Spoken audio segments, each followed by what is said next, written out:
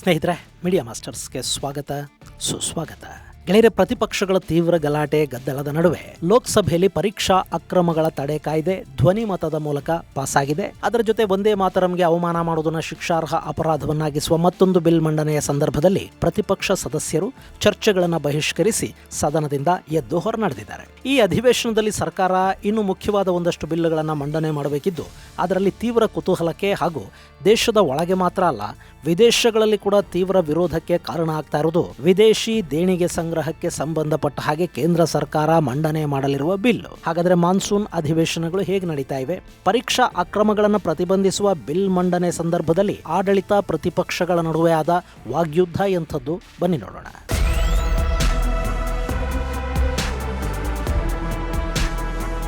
ಗೆಳೆಯರೆ, ಈ ಬಾರಿಯ ಮಾನ್ಸೂನ್ ಅಧಿವೇಶನದಲ್ಲಿ ಆಡಳಿತಾರೂಢರನ್ನ ಸಾಧ್ಯವಾದಷ್ಟು ಇಕ್ಕಟ್ಟಿಗೆ ಸಿಲುಕಿಸಬೇಕು ಅನ್ನೋ ಪ್ರತಿಪಕ್ಷಗಳ ಪ್ರಯತ್ನಕ್ಕೆ ಅತ್ಯುತ್ತಮ ಆಯುಧಗಳೇ ಸಿಕ್ಕಿವೆ. ಆರಂಭದಲ್ಲಿ ನೀಟ್ ಲೀಕ್, ರಾಮ ಮಂದಿರ ದೇಣಿಗೆ ಕಳುವು ಪ್ರಕರಣಗಳನ್ನ ಪ್ರತಿಪಕ್ಷಗಳು ಈ ಬಾರಿ ಬಳಸಿಕೊಳ್ಳುತ್ತವೆ ಅಂತ ಅನ್ನಿಸ್ತಾ ಇತ್ತು. ಅದರಲ್ಲೂ ರಾಮ ಮಂದಿರದ ಹುಂಡಿ ಮತ್ತು ದೇಣಿಗೆಗಳನ್ನ ಕದ್ದ ಪ್ರಕರಣದಲ್ಲಿ ಟ್ರಸ್ಟಿಗಳು ಕೆಲವರ ವಿರುದ್ಧ ಸಂಶಯಾಸ್ಪದ ಮಾತುಗಳು ಕೇಳಿ ಬರ್ತಾ ಇದ್ದಿದ್ರಿಂದ ಅವರೆಲ್ಲ ಬಿಜೆಪಿ ಹಾಗೂ ಸಂಘ ಪರಿವಾರಕ್ಕೆ ಸೇರಿದವರೇ ಆದ್ದರಿಂದ ಸದನದಲ್ಲಿ ಇದು ದೊಡ್ಡ ಮಟ್ಟದಲ್ಲಿ ಸದ್ದು ಮಾಡುತ್ತೆ ಅನ್ನೋ ನಿರೀಕ್ಷೆ ಕೂಡ ಇತ್ತು. ರಾಮ ಮಂದಿರ ಅನ್ನೋ ಸೆಂಟಿಮೆಂಟ್ ಅನ್ನ ಬಳಸಿಕೊಂಡು ಬಿಜೆಪಿ ಭಾರತದಲ್ಲಿ ಸಾಕಷ್ಟು ತನ್ನ ಬೇರುಗಳನ್ನ ಗಟ್ಟಿ ಮಾಡ್ಕೊಂಡಿತ್ತು. ಅವರಿಗೊಂದಷ್ಟು ವೋಟುಗಳು ಬರೋದಕ್ಕೆ ಕೂಡ ರಾಮ ಮಂದಿರದ ವಿಷಯ ಕಾರಣ ಆಗಿತ್ತು. ಅಲ್ಲಿ ಬಹುಸಂಖ್ಯಾತ ಹಿಂದೂಗಳ ಸೆಂಟಿಮೆಂಟ್ ಅನ್ನ ಬಳಸಿಕೊಂಡು ಬಿಜೆಪಿ ಅಧಿಕಾರವನ್ನು ಹಿಡಿತು.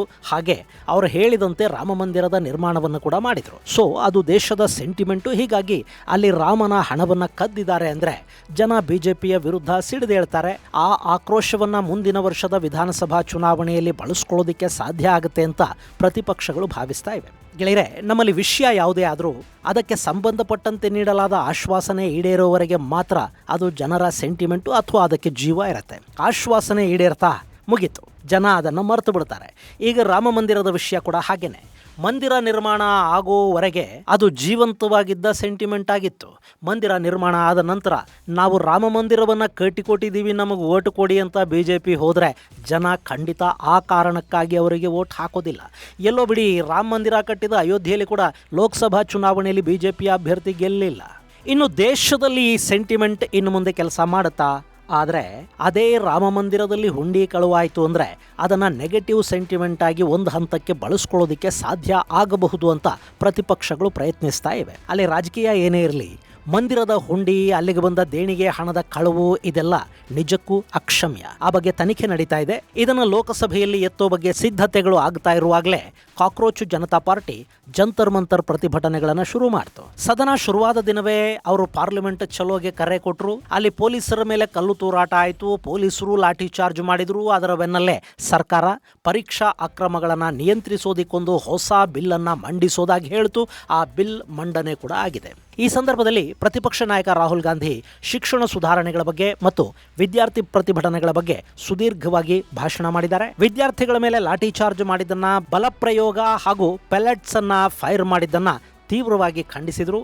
ಅವರ ಟಾರ್ಗೆಟ್ ಆಗಿದ್ದು ಅಮಿತ್ ಶಾ. ಆದರೆ ಇಲ್ಲಿ ಸರ್ಕಾರ ವಿದ್ಯಾರ್ಥಿಗಳ ವಿರುದ್ಧ ಯಾವ ಪೊಲೀಸರು ಗುಂಡು ಹಾರಿಸಿಲ್ಲ, ಪೆಲೆಟ್ಸ್ ಕೂಡ ಬಳಕೆ ಮಾಡಿಲ್ಲ ಅಂತ ಹೇಳಿಕೊಂಡಿದೆ. ಗೆಳೆಯರೆ, ಈ ರಾಜಕೀಯ ಆರೋಪಗಳು, ಸದನದಲ್ಲಿ ಸರ್ಕಾರದ ವಿರುದ್ಧದ ವಾಗ್ದಾಳಿಗಳು ಏನೇ ಇರಲಿ, ನೀಟ್ ವಿಷಯದಲ್ಲಿ ಇವತ್ತು ದೇಶದಲ್ಲಿ ಏನಾಗ್ತಾ ಇದೆ ಅದು ಮಾತ್ರ ನಿಜಕ್ಕೂ ಆತಂಕಕಾರಿ ಅನ್ನಿಸ್ಕೊಳ್ಳುತ್ತೆ. ಇವತ್ತು ಭಾರತದಲ್ಲಿ ಕಾಂಪಿಟೇಟಿವ್ ಪರೀಕ್ಷೆ ಅನ್ನೋದು ಒಂದು ದೊಡ್ಡ ಉದ್ಯಮವಾಗಿ, ಮಾಫಿಯಾ ಆಗಿ ಬದಲಾಗಿದೆ ಅನ್ನೋದು ಗೊತ್ತಿರೋ ವಿಷಯನೇ. ನಿಮಗೆ ನೆನಪಿರಬೇಕು, ಇತ್ತೀಚೆಗೆ ಬಿಹಾರದಲ್ಲಿ ಕೋಚಿಂಗ್ ಸೆಂಟರ್ ಮಾಫಿಯಾಗಳ ನಡುವೆ ಜಗಳ, ಪರಸ್ಪರ ಫೈರಿಂಗ್ ಮಾಡ್ಕೊಳ್ಳೋ ಮಟ್ಟಕ್ಕೆ ಹೋಗಿತ್ತು. ಅವ್ರು ಯಾರೂ ಕೂಡ ಪೊಲೀಸ್ ದಾಖಲೆಗಳಲ್ಲಿನ ಹಿಸ್ಟರಿ ಶೀಟರ್ಗಳಲ್ಲ.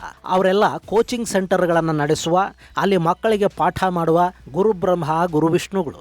ಒಬ್ಬೊಬ್ಬ ಇವತ್ತು ನೂರಾರು ಕೋಟಿ ರೂಪಾಯಿಗಳಷ್ಟು ಆದಾಯ ಗಳಿಸ್ಕೊಂಡು ಕೂತಿದ್ದಾನೆ. ಅದೊಂದು ದೊಡ್ಡ ಮಾಫಿಯಾ.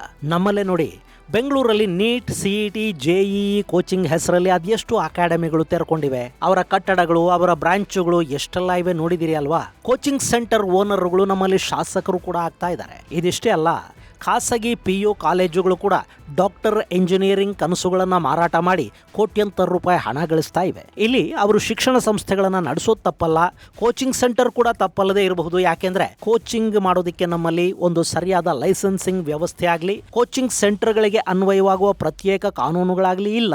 ಹೀಗಾಗಿ ಕೋಚಿಂಗ್ ಸೆಂಟರ್ ಮಾಡೋದು ತಪ್ಪಲ್ಲದೆ ಇರಬಹುದು. ಆದರೆ ಬೇಸರದ ಸಂಗತಿ ಏನು ಅಂದರೆ, ಮಕ್ಕಳಿಗೆ ಅವರ ಶಕ್ತಿಯನ್ನು ಮೀರಿ ಅವರ ಕೈಲಾಗತ್ತಾ ಇಲ್ವಾ ಅನ್ನೋದನ್ನ ಯೋಚನೆ ಕೂಡ ಮಾಡದೆ ಅವರಿಗೆ ಎಟುಕದ ಕನಸುಗಳನ್ನ ಕಟ್ಟಿಕೊಡೋ ಕೆಲಸ ಮಾಡೋದಿದೆಯಲ್ಲ, ಅದು ನೈತಿಕವಾಗಿ ತಪ್ಪಾಗುತ್ತೆ. ನಿಮಗೆ ಗೊತ್ತಿದೆಯೋ ಇಲ್ವೋ, ನಮ್ಮಲ್ಲಿ ಕೇಂದ್ರ ಸರ್ಕಾರದ ಒಟ್ಟು ಶಿಕ್ಷಣ ಬಜೆಟ್ 1,39,289 ಕೋಟಿ ರೂಪಾಯಿ. ಇದು ಪ್ರೈಮರಿಯಿಂದ ಹಿಡಿದು ಉನ್ನತ ಶಿಕ್ಷಣದವರೆಗೆ ಸರ್ಕಾರ ಮಾಡ್ತಾ ಇರೋ ವಾರ್ಷಿಕ ಖರ್ಚು. ಇದರಲ್ಲಿ ಸ್ಕೂಲ್ ಎಜುಕೇಷನ್ಗೆ 83,500 ಕೋಟಿ ಖರ್ಚಾಗುತ್ತೆ. ಹೈಯರ್ ಎಜುಕೇಷನ್ಗೆ ಸುಮಾರು 56,000 ಕೋಟಿ ರೂಪಾಯಿಗಳಷ್ಟು ಹಣ ಖರ್ಚಾಗುತ್ತೆ. ಅದೇ ನಮ್ಮಲ್ಲಿ ಕೋಚಿಂಗ್ ಸೆಂಟರ್ಗಳು ಮಾಡ್ತಾ ಇರೋ ವ್ಯಾಪಾರ ಎಷ್ಟು ಗೊತ್ತಾ? ವರ್ಷಕ್ಕೆ 57,000ರಿಂದ 58,000 ಕೋಟಿ ರೂಪಾಯಿಗಳು. ನಮ್ಮಲ್ಲಿ ಸುಮಾರು 68,000ದಷ್ಟು ನೋಂದಾಯಿತ ಕೋಚಿಂಗ್ ಸೆಂಟರ್ಗಳಿವೆ. ಅವು ಸರ್ಕಾರಕ್ಕೆ ಏನು ಲೆಕ್ಕ ತೋರಿಸ್ತಾ ಇದೆಯೋ ಅದರ ಪ್ರಕಾರ ಹೇಳ್ತಾ ಇರೋ ಅಂಕಿ ಅಂಶ ಇದು. ಇದರಲ್ಲಿ ನೋಂದಾಯಿಸಿಕೊಳ್ಳದ, GST ಬಿಲ್ ಕೊಡದ, ತೆರಿಗೆ ಪಾವತಿ ಮಾಡದ, ಲೆಕ್ಕ ಕಡಿಮೆ ತೋರಿಸುವ, ಲೆಕ್ಕನೇ ತೋರಿಸದೇ ಇರುವ ಸಂಸ್ಥೆಗಳು ಕೂಡ ಸಾಕಷ್ಟಿವೆ. ಇನ್ನು ಈ 58,000 ಕೋಟಿ ಮುಂದಿನ 2 ವರ್ಷಗಳಲ್ಲಿ 1,30,000 ಕೋಟಿಯನ್ನು ತಲುಪಲಿದೆ ಅನ್ನೋ ಅಂದಾಜು ಕೂಡ ಇದೆ. ಇವು ನೀಟ್, JEE, CET, UPSC ಹಾಗೆ ರಾಜ್ಯ ಸರ್ಕಾರದ ಇನ್ನಿತರ ಉದ್ಯೋಗ ಪರೀಕ್ಷೆಗಳಿಗೆ ತರಬೇತಿ ಕೊಡೋದಿಕ್ಕೆ ಅಂತ ತಲೆ ಎತ್ತಿದ ಕೋಚಿಂಗ್ ಸೆಂಟರ್ಗಳ ವಾರ್ಷಿಕ ಅಂದಾಜು ಗಳಿಕೆ.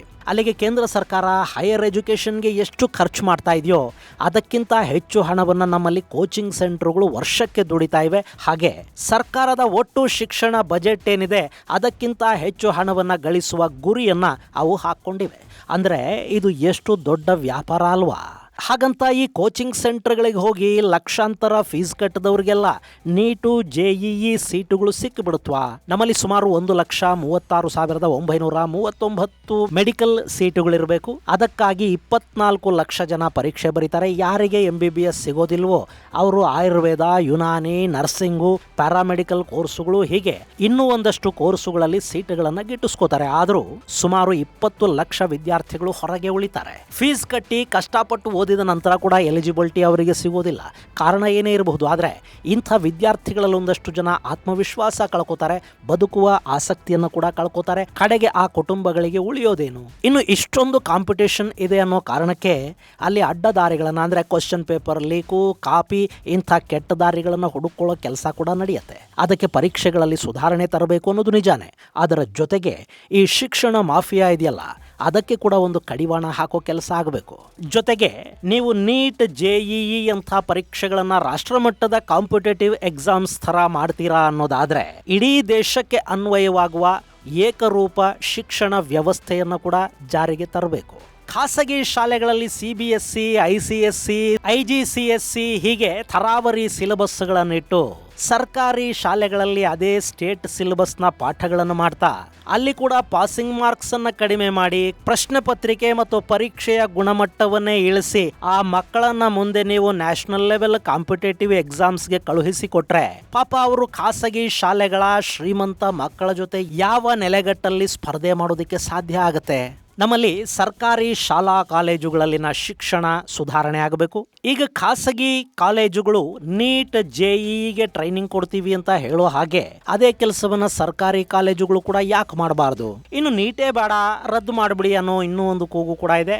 ಅದು ಖಾಸಗಿ ಮೆಡಿಕಲ್ ಕಾಲೇಜು ಮಾಫಿಯಾಗಳ ಒಡಲಿಂದ ಶುರುವಾಗಿರೋ ಕೂಗು. ಅದನ್ನು ಮಾಡಿಬಿಟ್ರೆ ಅವರಿಗೆ ಬೇಕಾದ ಹಾಗೆ ಪರೀಕ್ಷೆಗಳನ್ನು ಮಾಡ್ಕೊಂಡು ಬೇಕಾದ ಹಾಗೆ ಸೀಟುಗಳನ್ನು ಮಾರಾಟ ಮಾಡ್ಕೊಳ್ಳೋದಕ್ಕೊಂದು ವ್ಯವಸ್ಥೆಯನ್ನು ಮಾಡ್ಕೋತಾರೆ. ಈಗಾಗಲೇ ಇಂಜಿನಿಯರಿಂಗ್ ಅಲ್ಲಿ ಡೀಮ್ಡ್ ಅಂತ ಶುರುವಾಗಿದೆ ನೋಡಿ, ಅಲ್ಲಿ ಅವರದ್ದೇ ಪರೀಕ್ಷೆ ಇರುತ್ತೆ, ಅವರೇ ಅದನ್ನು ಮಾಡ್ತಾರೆ, ಅವರೇ ಸೀಟುಗಳನ್ನು ಅಲಾಟ್ ಮಾಡ್ತಾರೆ, ತುಂಬ ಸುಂದರವಾಗಿ ಮಾರ್ಕೆಟಿಂಗ್ ಮಾಡ್ಕೊಂಡು ಸೀಟುಗಳನ್ನು ಲಾಭಕ್ಕೆ ಮಾರಿ ಮುಗಿಸ್ತಾರೆ. ಅದೇ ಮೆಡಿಕಲ್ ಸೀಟುಗಳ ವಿಷಯದಲ್ಲಿ ಕೂಡ ಆಗತ್ತೆ.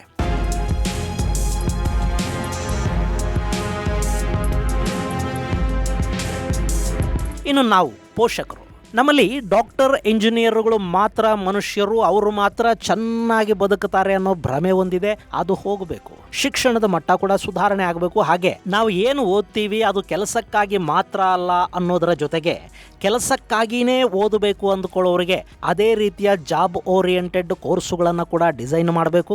ಬೇರೆ ಬೇರೆ ಕ್ಷೇತ್ರಗಳಲ್ಲಿ ಉದ್ಯೋಗ ಸೃಷ್ಟಿ ಹೆಚ್ಚಾಗೋ ಹಾಗೆ ನೋಡ್ಕೋಬೇಕು. ಶಿಕ್ಷಣ ಮತ್ತು ಉದ್ಯೋಗ ಸೃಷ್ಟಿ ಎರಡೂ ಕೂಡ ಒಂದಕ್ಕೊಂದು ಇಂಟರ್ ಡಿಪೆಂಡೆಂಟ್ ವ್ಯವಸ್ಥೆ. ನಮ್ಮದು ಅತಿ ಹೆಚ್ಚು ಯುವಕರಿರೋ ದೇಶ. ಹೀಗಾಗಿ ಇಲ್ಲಿ ಉದ್ಯೋಗ ಮತ್ತು ಶಿಕ್ಷಣವನ್ನು ಸುಧಾರಿಸುವ ಕೆಲಸ ನಡೀದೇ ಇದ್ರೆ ಮುಂದಿನ ದಿನಗಳಲ್ಲಿ ದೇಶ ಮತ್ತಷ್ಟು ಆತಂಕಕಾರಿ ಪರಿಸ್ಥಿತಿಗಳನ್ನು ಎದುರಿಸಬೇಕಾಗಿ ಬರುತ್ತೆ. ಆದರೆ ಸರ್ಕಾರಗಳು, ಪ್ರತಿಪಕ್ಷಗಳು ಯಾರಿಗೂ ಕೂಡ ಈ ಬಗ್ಗೆ ಹೆಚ್ಚು ಆಸಕ್ತಿ ಏನೂ ಇದ್ದಂತೆ ಕಾಣ್ತಾ ಇಲ್ಲ. ಇದರ ನಡುವೆ ಈಗ ಕೇಂದ್ರ ಸರ್ಕಾರ ಪರೀಕ್ಷಾ ಸುಧಾರಣೆಗಳಿಗೊಂದು ಕಮಿಟಿಯನ್ನು ಮಾಡಿದೆ. ಅದರಲ್ಲಿ ನಂದನ್ ನಿಲೇಕಣಿ, ಇಸ್ರೋ ಅಧ್ಯಕ್ಷ ಸೋಮನಾಥ್, ಐಐಟಿ ಮದ್ರಾಸ್ನ ವಿ ಕಾಮಕೋಟಿ ಮುಂತಾದವರಿದ್ದಾರೆ. ಈ ಬಗ್ಗೆ ಸದನದಲ್ಲಿ ಮಾತನಾಡಿದ ಪ್ರಿಯಾಂಕಾ ಗಾಂಧಿ ಕಾಮಕೋಟಿ ಅವರನ್ನ ಗೋಮೂತ್ರದ ಎಕ್ಸ್ಪರ್ಟ್ ಅಂತ ಕರೆಯುವ ಮೂಲಕ ಅವಹೇಳನಕ್ಕೀಡು ಮಾಡಿದ್ರು. ಗೆಳೆಯರ, ಕಾಮಕೋಟಿ ಯಾರದ್ದೋ ಮಗ ಅಥವಾ ಮಗಳು ಅನ್ನೋ ಕಾರಣಕ್ಕೆ ಅವಕಾಶಗಳನ್ನು ಪಡ್ಕೊಂಡವರಲ್ಲ, ಯಾರದ್ದೋ ಶ್ರಮದ ಕಾರಣಕ್ಕೆ ಮೇಲೇರಿ ಬಂದವರು ಅಲ್ಲ. ಅವರು ಕಂಪ್ಯೂಟರ್ ಆರ್ಕಿಟೆಕ್ಚರ್, ಇನ್ಫಾರ್ಮೇಷನ್ ಸೆಕ್ಯೂರಿಟಿ ಮತ್ತು ನೆಟ್ವರ್ಕ್ ಪ್ರೈವಸಿ, VLSI ಡಿಸೈನ್ ಮುಂತಾದ ಸಾಕಷ್ಟು ವಿಷಯಗಳಲ್ಲಿ ಆಳವಾದ ಸಂಶೋಧನೆಯನ್ನು ಮಾಡಿರುವ, ಸುಮಾರು 150ಕ್ಕೂ ಹೆಚ್ಚು ಸಂಶೋಧನಾ ಪ್ರಬಂಧಗಳನ್ನು ಬರೆದಿರುವವರು ವಿ ಕಾಮಕೋಟಿ. ಅವರಿಗೆ ಜಾಗತಿಕ ಶಿಕ್ಷಣ ಕ್ಷೇತ್ರದಲ್ಲೊಂದು ದೊಡ್ಡ ಹೆಸರಿದೆ. ಶಿಕ್ಷಣದ ಬಗ್ಗೆ ಗೊತ್ತಿರೋರಿಗೆ ಕಾಮಕೋಟಿ ಬಗ್ಗೆ ಗೊತ್ತಿರುತ್ತೆ. ಅಂಥವರ ಬಗ್ಗೆ ಅವರು ಮಾಡಿದ ಯಾವುದೋ ಒಂದು ಖಾಸಗಿ ಕಾರ್ಯಕ್ರಮದ ಭಾಷಣವನ್ನು ಇಟ್ಟುಕೊಂಡು ತುಂಬಾ ಕೇವಲವಾಗಿ ಮಾತಾಡೋದಿದೆ ನೋಡಿ, ಅದು ಯಾರಿಗೂ ಶೋಭೆ ತರೋ ವಿಷಯ ಅಲ್ಲ. ಅಮಿತ್ ಶಾ, ಮೋದಿ, ಪ್ರಹ್ಲಾದ್ ಜೋಶಿ, ಪ್ರಧಾನ್, ರಾಹುಲ್ ಗಾಂಧಿ, ಕೇಜ್ರಿವಾಲ್, ಮಮತಾ ಬ್ಯಾನರ್ಜಿ ಇಂಥ ರಾಜಕಾರಣಿಗಳ ಬಗ್ಗೆ ಹಗುರವಾಗಿ ಮಾತಾಡಿದ ಹಾಗೆ ಇಂಟೆಲೆಕ್ಚುಯಲ್ಸ್ ಬಗ್ಗೆ ಮಾತಾಡೋದಕ್ಕೆ ಹೋಗಬಾರ್ದು. ಇಂಥ ಮಾತುಗಳನ್ನು ಕೇಳೋ ಅಭ್ಯಾಸನೂ ಅವರಿಗಿರೋದಿಲ್ಲ. ಜೊತೆಗೆ ತಿರುಗೇಟು ಕೊಡೋ ಮೂಡಲ್ಲೂ ಕೂಡ ಅವರು ಖಂಡಿತ ಇರೋದಿಲ್ಲ. ಇನ್ನು ಸದನದಲ್ಲಿ ಗದ್ದಲ, ಪದೇ ಪದೇ ಕಲಾಪದ ಮುಂದೂಡಿಕೆಯ ನಡುವೆ ಕೂಡ ಪರೀಕ್ಷಾ ಅಕ್ರಮಗಳನ್ನು ತಡೆಯುವ ಬಿಲ್ ಧ್ವನಿಮತದ ಮೂಲಕ ಅಂಗೀಕಾರವನ್ನು ಪಡ್ಕೊಂಡಿದೆ. ಅದರಲ್ಲಿ ಪ್ರಶ್ನೆ ಪತ್ರಿಕೆಗಳ ಸೋರಿಕೆಗೆ ಈ ಹಿಂದಿದ್ದ ಶಿಕ್ಷೆಯನ್ನ ಹೆಚ್ಚು ಮಾಡಿದ್ದಾರೆ. 1 ಕೋಟಿಯಿಂದ 5 ಕೋಟಿ ರೂಪಾಯಿಗಳವರೆಗೆ ದಂಡವನ್ನ ಹೆಚ್ಚಿಸಲಾಗಿದೆ. ಆರ್ಗನೈಸ್ಡ್ ಅಪರಾಧಗಳಿಗೆ ಕನಿಷ್ಠ ಜೈಲು ಶಿಕ್ಷೆ 5ರಿಂದ 7 ವರ್ಷ, ಗರಿಷ್ಠ 10 ವರ್ಷ, ದಂಡ 10 ಕೋಟಿಯವರೆಗೆ ವಿಧಿಸುವ ಅವಕಾಶ ಇರುತ್ತೆ. ಜೊತೆಗೆ ಆಸ್ತಿಪಾಸ್ತಿಗಳನ್ನ ಮುಟ್ಟುಗೋಲು ಹಾಕೊಳ್ಳೋ ಅವಕಾಶವನ್ನು ಕೂಡ ಈ ಕಾಯ್ದೆಯಲ್ಲಿದೆ. ಇನ್ನು ಪ್ರತಿ ರಾಜ್ಯ, ಕೇಂದ್ರಾಡಳಿತ ಪ್ರದೇಶದಲ್ಲಿ ವಿಶೇಷ ಫಾಸ್ಟ್ ಟ್ರ್ಯಾಕ್ ಕೋರ್ಟುಗಳನ್ನ ಸ್ಥಾಪನೆ ಮಾಡಿ ಅದಕ್ಕೆ ವಿಶೇಷ ಸರ್ಕಾರಿ ವಕೀಲರನ್ನ ನೇಮಕ ಮಾಡಲಾಗುತ್ತೆ. ಪರೀಕ್ಷಾ ಅಕ್ರಮಗಳಿಗೆ ಸಂಬಂಧಪಟ್ಟ ಪ್ರಕರಣಗಳೇನಿವೆ ಅವುಗಳ ತ್ವರಿತ ವಿಚಾರಣೆಗೆ ಇದು ಅವಕಾಶವನ್ನ ಮಾಡಿಕೊಡುತ್ತೆ. ಹಾಗೆ ಪರೀಕ್ಷಾ ಅಕ್ರಮದ ಬಗ್ಗೆ ಪೊಲೀಸ್ ಠಾಣೆಯಲ್ಲಿ ದೂರು ದಾಖಲಾದ 2 ತಿಂಗಳ ಒಳಗೆ ಅದರ ತನಿಖೆಯನ್ನು ಪೂರ್ಣಗೊಳಿಸಬೇಕು ಅನ್ನೋ ಕಟ್ಟುನಿಟ್ಟಿನ ಕಾಲಮಿತಿ ಇದೆ. ಅದಾದ ಮೇಲೆ 3 ತಿಂಗಳೊಳಗೆ ವಿಚಾರಣೆ ಪೂರ್ಣಗೊಳ್ಳಬೇಕು, ತೀರ್ಪು ಹೊರಬೀಳಬೇಕು ಅಂತ ಈ ಕಾಯ್ದೆ ಹೇಳುತ್ತೆ. ಈಗ ಅದನ್ನ ಧ್ವನಿಮತದ ಮೂಲಕ ಲೋಕಸಭೆ ಅಂಗೀಕರಿಸಿದೆ. ಇದು ರಾಜ್ಯಸಭೆಯಲ್ಲಿ ಕೂಡ ಅಂಗೀಕಾರವನ್ನ ಪಡ್ಕೊಂಡ ನಂತರ ಅಂಕಿತಕ್ಕಾಗಿ ರಾಷ್ಟ್ರಪತಿಗಳ ಮುಂದೆ ಹೋಗುತ್ತೆ.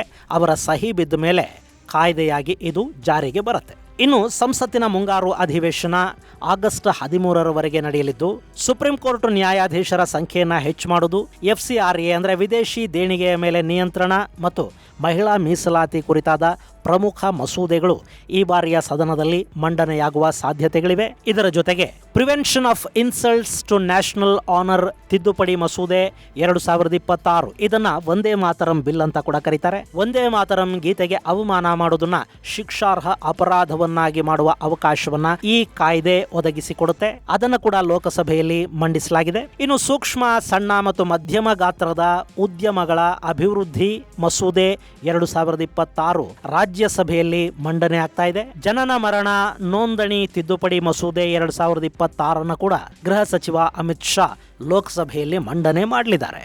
ಇವುಗಳಲ್ಲಿ ಎಷ್ಟು ಬಿಲ್ಲುಗಳು ಪಾಸ್ ಆಗುತ್ತವೆ ಅನ್ನೋದನ್ನ ಕಾದು ನೋಡಬೇಕಿದೆ. ಅದರಲ್ಲೂ ಈ ಬಾರಿ FCRA ಪಾಸ್ ಮಾಡೋ ಮೂಲಕ ವಿದೇಶಿ ದೇಣಿಗೆಗಳ ಅಕ್ರಮಕ್ಕೆ ಅಂಕುಶ ಹಾಕೋ ಬಗ್ಗೆ ಕೇಂದ್ರ ಸರ್ಕಾರ ತುಂಬಾ ಆಸಕ್ತಿಯನ್ನು ತೋರಿಸ್ತಾ ಇದೆ. ಅದರ ಬಗ್ಗೆ NGOಗಳು ಎಷ್ಟು ಆತಂಕಗೊಂಡಿವೆ ಅನ್ನೋದು ಕೂಡ ಮೊನ್ನೆ ಜಂತರ್ ಮಂತರಲ್ಲಿ ಕಾಣಿಸ್ಕೊಂಡ ಸಾಕಷ್ಟು ಮುಖಗಳು ನಮಗೆ ಅರ್ಥ ಮಾಡಿಸ್ತಾ ಇದ್ವು. ಸೊ ಆ ಮಸೂದೆ ಈ ಬಾರಿಯ ಕಲಾಪದಲ್ಲಿ ಕಾಯ್ದೆ ಆಗುತ್ತಾ ಅನ್ನೋದನ್ನು ಕೂಡ ನಾವಿಲ್ಲಿ ಕಾದು ನೋಡಬೇಕಿದೆ. ಮುಂದಿನ ಸಂಚಿಕೆಯಲ್ಲಿ ಮತ್ತಷ್ಟು ವಿಶೇಷಗಳ ಜೊತೆ ಮತ್ತೆ ಭೇಟಿಯಾಗೋಣ. ಅಲ್ಲಿವರೆಗೆ ಜೈ ಹಿಂದ್, ಜೈ ಕರ್ನಾಟಕ.